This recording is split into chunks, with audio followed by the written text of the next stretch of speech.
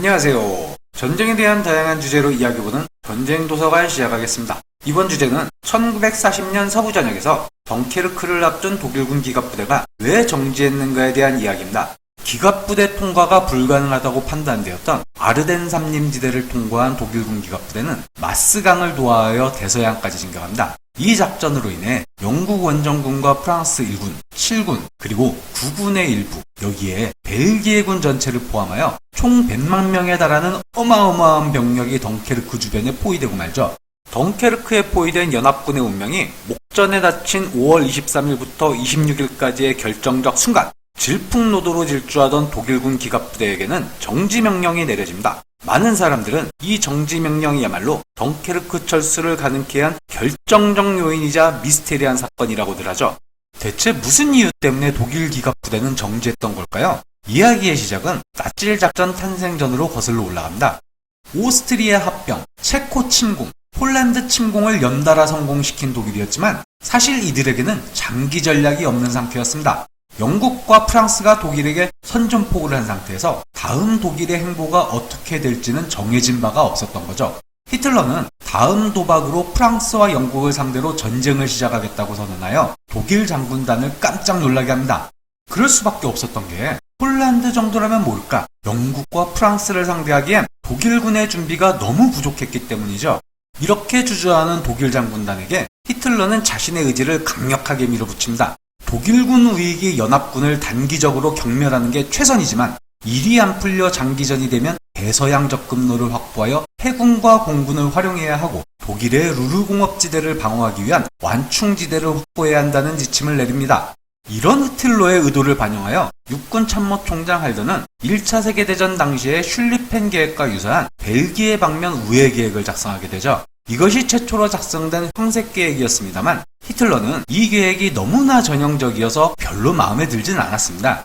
황색 계획은 약간 수정되어 하나의 주공이 아닌 두 개의 주공을 가진 계획으로 변경됩니다만 이 역시 히틀러는 마음에 들지 않았습니다. 히틀러는 구데리안 기갑군단이 스당 지역을 돌파하여 마스강을 도하하는 방안을 추가하라고 지시하게 되죠. 히틀러 입장에서는 아르덴 삼림지대라는 장애물이 있어 접근이 어려운 이곳이 오히려 기습을 가하기 좋다는 판단을 우연히 했던 겁니다. 그런데 이 황색 계획 3안도 그저 넓은 정면을 공격하는 이도저도 아닌 계획이었고 아직 나칠 작전과는 아득히 먼 상태였죠.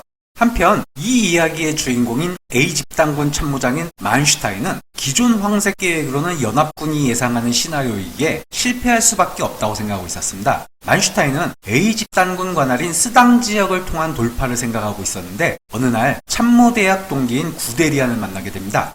군인끼리 모여 할 얘기가 뭐가 있겠습니까? 만슈타인은 자기 아이디어를 구데리안에게 들려주게 되고 이 둘은 아르덴의 대규모 기갑부대를 투입해야 한다는 점에 공감하며 의기투합하게 되죠. 그런데 이 아이디어를 정리한 만슈타인의 건의서는 육군참모총장 할더에게 가차없이 기각당합니다. 사실 만슈타인과 할더는 그리 좋은 관계라고 보긴 어려웠습니다. 이전 참모총장인 베크 장군의 후원을 받던 제1작전차장 만슈타인은 차기 참모총장으로 거론되고 있었죠. 그런데 베크 장군이 실각하면서 만슈타인은 한직으로 쫓겨나고 제1작전차장 자리를 할더가 차지하게 됩니다. 서로 껄끄러울 수밖에 없겠죠. 할더 입장에서 만슈타인의 나칠 작전은 당시 독일군에서는 받아들여지기 어려운 파격적인 내용이었습니다. 만슈타인의 의견이 부담스러웠던지 만슈타인은 38군단 군단장으로 영전이랄까 좌천을 당하게 됩니다. 그런데 예상치 못한 돌발 상황이 발생하면서 나칠 작전이 다시 부각되죠. 독일 공군 장군 참모소령이 시계불량으로 벨기에에 착륙하게 되고 황색 계획 문건이 연합군에게 고스란히 넘어가게 된 겁니다. 히틀러는 길길이 날뛰게 되고 우연찮게 만슈타인의 나칠 작전을 들은 바 있기에 육군참모본부에게 황색 계획을 변경하라고 압박하게 되죠. 마침 할더 자신도 나칠 작전에 대한 생각이 슬슬 바뀌고 있었습니다. 워게임을 통해 분석해본 결과 만슈타인의 계획은 꽤 괜찮은 결과를 보여줬던 겁니다. 그렇게 할더는 나칠 작전에 기반한 계획 수정, 즉 황색 계획 사안을 수립하게 되죠. 다만 할더의 나칠 작전은 만슈타인의 나칠 작전과 중요한 차이가 하나 있었습니다. 기갑부대가 스당을 돌파한 후 주공은 대서양을 향한 포위 기동을 하는 건 같았지만 만슈타인은 남쪽으로도 조공을 취하여 프랑스군이 새로운 방어선을 만들지 못하게 해야 한다는 생각이었고 할더는 보병사단들이 기갑부대의 측면을 방어해야 한다고 생각했죠. 정리를 하자면 독일군 주요 지휘관들은 나치를 작전에 대해 서로 다른 견해를 가지고 있었습니다. 히틀러는 나치를 작전의 의미도 모른 채 우연히 나치를 작전을 지지하고 있었고, 할더는 처음엔 반대했지만 개전 직전에는 나치를 작전의 열렬한 옹호자가 되었습니다. 그러나 나치를 작전의 진정한 의미를 알고 있던 사람은 만슈타인 자신, 그리고 만슈타인과 직접 대화했던 구데리안 정도였죠. A집단군의 새로운 참모장인 조덴슈테르는 강력하게 반대했고, 이 영향인지 A집단군 사령관인 룬트시테트도 반대 성향이 됩니다. 쿨루게 같은 A집단군 소속의 야전군 사령관들도 냉소적이었으며, 그 외에도 많은 보스파 장군들이 반대 의견을 내놓죠. 이런 회의적인 분위기에서 시작된 서부전역은 예상외의 대성공을 거두게 됩니다. 3개 지역에서 마스강을 건너 보두부를 확보하고 프랑스군 전선에 균열을 만들어내죠. 마스강을 돌파한 독일 기갑부대. 그런데 그 다음은 할더의 나치를 작전은 2단계에서 보병사단들이 교두보를 확보하여 측방에서 올 수 있는 프랑스군 반격에 대비해야 합니다. 그런데 독일군 보병사단들은 저만치 뒤처져서 도착하려면 한참 시간이 걸리는 상태였죠. 이때 만슈타인과의 대화를 통해 돌파 후 신속한 진격이 필요하다는 걸 잘 알고 있던 구데리안은 독단적으로 진격을 명령합니다. 구데리안의 독단 진격은 A집단군 사령관 룬트시테트로서는 당황스러울 수밖에 없었죠. 룬트시테트는 기갑부대와 보병부대의 간격을 조정하기 위해 5월 16일 구데리안에게 몽꼬르네에서 정지하라는 명령을 내립니다. 5월 17일에서 18일에는 측면 위협을 걱정하던 히틀러가 나서서 직접 정지 명령을 내리죠.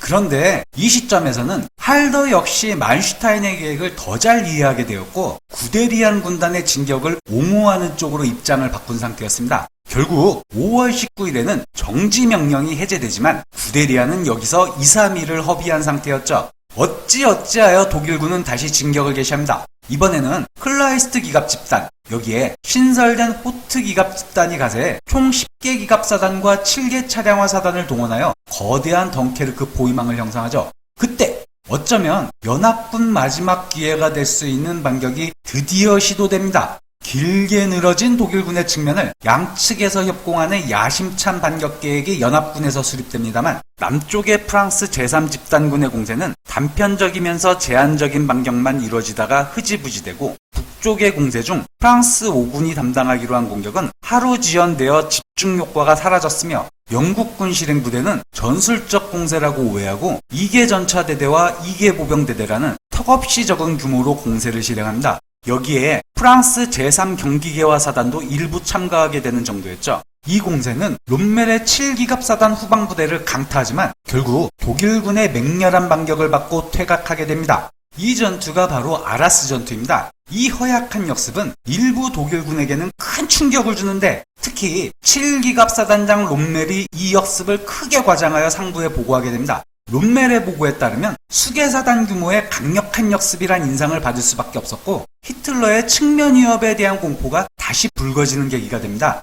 여기에 더해 기갑 집단을 이끄는 클라이스트는 자신의 부대 피해가 많이 누적되어 공세 지속이 어렵다는 푸념을 룬트시테트에게 살짝 하는데, 이걸 심각한 문제라고 생각한 룬트시테트와 쿨루게는 보병부대와의 간격 조정을 위해 클라이스트에게 정지하라고 명령하죠.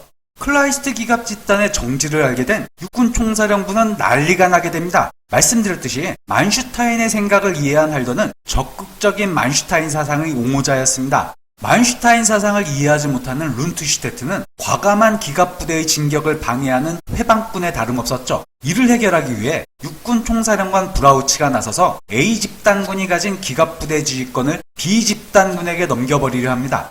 그런데 이걸 알게 된 히틀러는 또 히틀러대로 난리를 칩니다. 아라스 전투로 측면 위협 공포가 다시 살아난 히틀러는 자기를 무시하고 기갑부대들이 B집단군으로 배속 전환되어 진격한다는 게 죽도록 싫었습니다. 여기서 바로 그 유명한 히틀러의 덩케르크 진격 정지 명령이 내려진 겁니다. 영국군이 덩케르크를 통해 허겁지겁 달아나고 있던 5월 23일부터 26일까지 황금 같은 시간, 독일군 기갑부대가 정지했던 건 바로 이런 나치를 작전에 대한 이해 차이, 독일군 내 진보파와 보수파 장군들의 갈등, 여기에 측면 위협 공포에 시달리던 히틀러가 끼어들어 발생한 군사적 재앙이었던 거죠. 지금까지 전쟁도서관이었습니다. 다음에 찾아뵙도록 하겠습니다.